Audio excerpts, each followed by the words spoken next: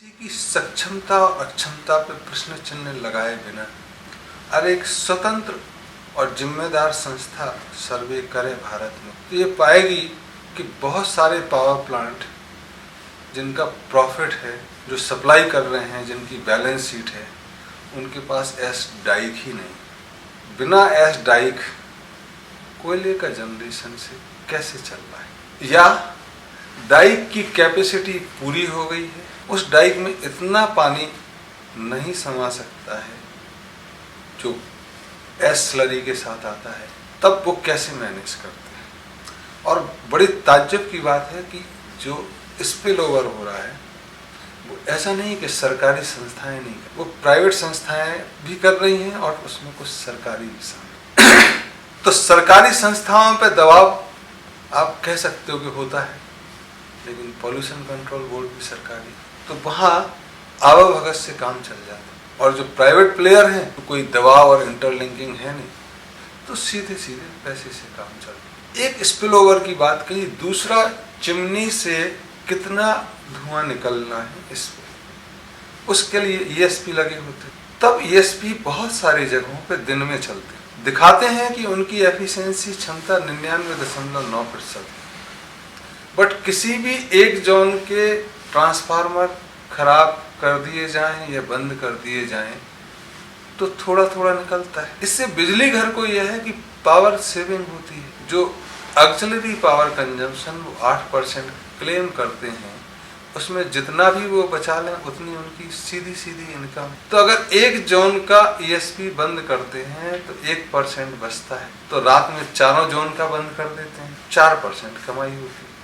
तो तब तुम देखोगे कि बहुत सारे बेल्ट में जो पिटहेड के पावर स्टेशन हैं, और आप नाइट विजन कैमरा लगा के देखोगे तो धुआं उगलता दिखाई देता है चिमनियों से, और दिन में वो साफ चिमनियां दिखाई देती हैं। एक्स्ट्रा एयर, अतिरिक्त हवा निकल रही है, नाइट्रोजन जो ऑक्सीजन। दिन में एस डाइक तुमको साफ साफ नजर आई, रात के 9 बजे के बाद उसका कोई दरवाजा खोल देंगे और डैम में पूरा चला जाएगा, सवेरे तक खाली।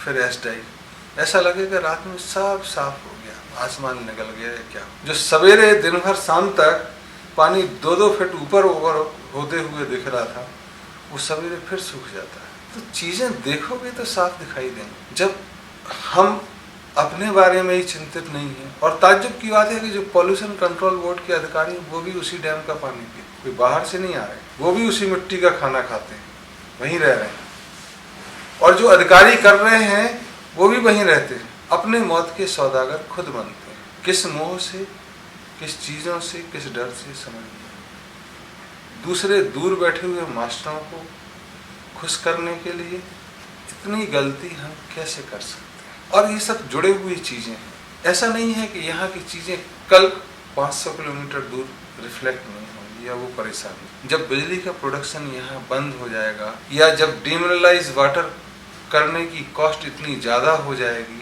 डैम के पानी, और बिजली की कॉस्ट बढ़ेगी, तो सारे दूर असर पड़े। फिर कोई चिल्लाएगा कि नहीं हम बिजली फ्री देंगे, तो सरकार को कुछ दिन चूना लगाएगा, जनता को फिर टैक्स के मामले में चूना लगेगा।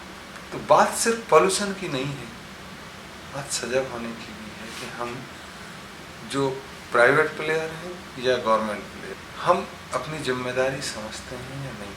किसी दूसरे को दोष देना कि पॉल्यूशन कंट्रोल बोर्ड नहीं आए, इसका मतलब ये है कि अगर हमको कोई देखने वाला नहीं है तो हम चोरी करेंगे, कोई देखने वाला होगा तभी हम ईमानदार रहेंगे। क्या यही हम सीखे हैं या यही हमारा कैरेक्टर है, इसको सोचना पड़ेगा। अगर हम चोरी तब तक नहीं करते जब तक पकड़े जाने का डर नहीं, या कोई देख रहा है, और दिन में हम सफ़ेद काला लेके घूमें, तो कितने भी रईस हम या कितने भी बड़े सरकारी संस्थान, अंदर से तो पता ही है। जब हमको पता है तो हमारे जैसे 1-2 लाख लोग और होंगे जिनको पता होगा, उनके सामने तो ये कॉलर नहीं उठा सकते, और कम से कम उठा भी लें तो अपने लिए तो नहीं उठा सकते कि मैं इसलिए चोर नहीं हूँ कि जनता हमको देख रही है, वैसे हमारी आदत चोरी की। इट्स नॉट फेयर किसी भी समाज के लिए, किसी भी देश।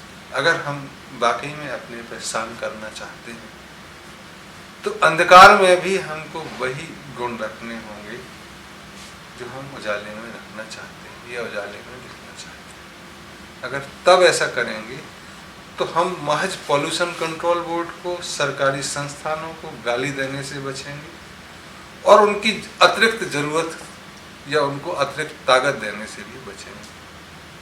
आज पॉल्यूशन कंट्रोल बोर्ड भी हो सकता है कि सबसे ज़्यादा करप्ट डिपार्टमेंट में से एक हो, वैसे ही जैसे फूड इंस्पेक्टर या दूसरी चीज़ें पीएफ की।